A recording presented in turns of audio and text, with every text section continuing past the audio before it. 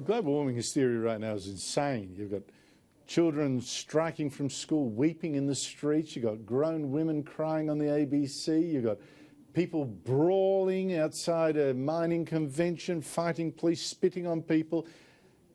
It's incredible. And now, get this.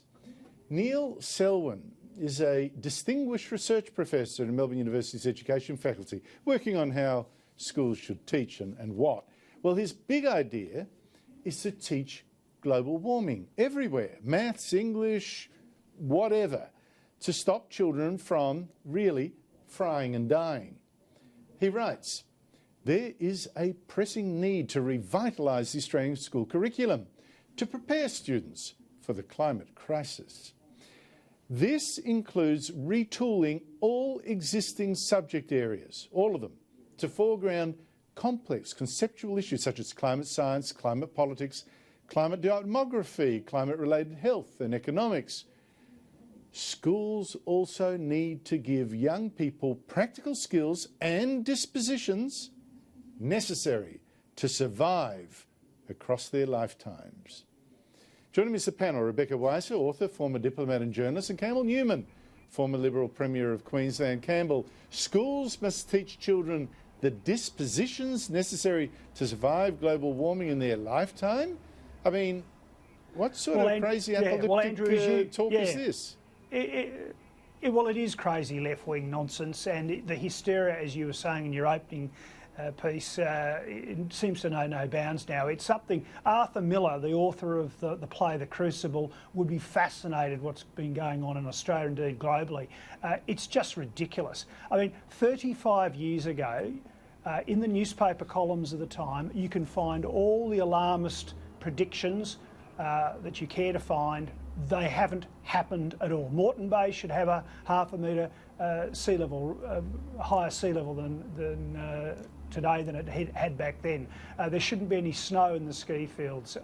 There should be massive inundation of coastal areas of Australia. None of it's happened, and these people are irresponsible. Then turning to the professor, you know, 15 years ago as Lord Mayor of Brisbane in my first year, I had left-wingers constantly telling me that we were having a thing called peak oil, that the world was running out of oil, that as Lord Mayor should responsibly not build tunnels, not build infrastructure, focus on public transport because we weren't going to have the oil, and essentially we're going to have to retool our whole, sort of city to meet that challenge. And that hasn't happened either. And it was meant to be happening in around 4 or 5 years. No, in fact, I think proven oil reserves are now higher than they were at the time you were being told this. But Rebecca, I mean, the whole idea of teaching kids this and the presumption that they must have the survival skills necessary, you know, for this age of global warming. I mean, what kind of message is that to send the children, apart from the fact it's false?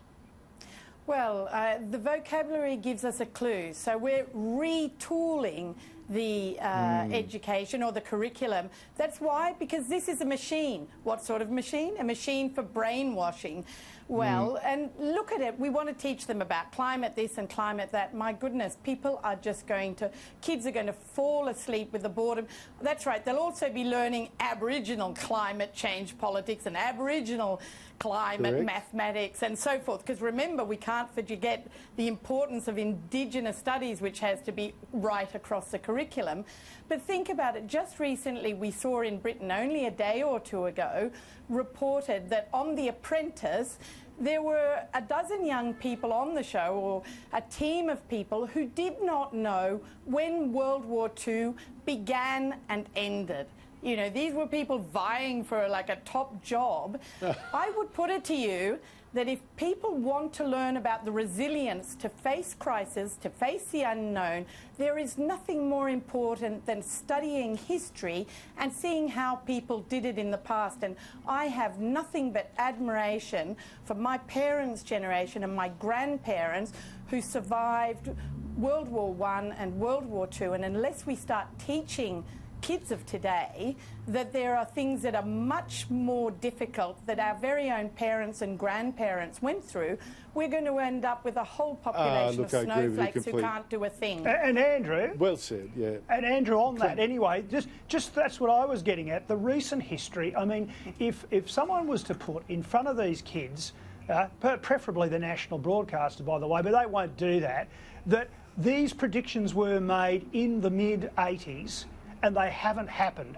Perhaps there'd be a collective wake-up call in this country that we have essentially been BS to for 35 damn years. You haven't mentioned also Paul Ehrlich with the population bomb, a huge bestseller in the 60s, which said we'd face mass starvation by the end of the century. Club of Rome stuff. I mean, it's just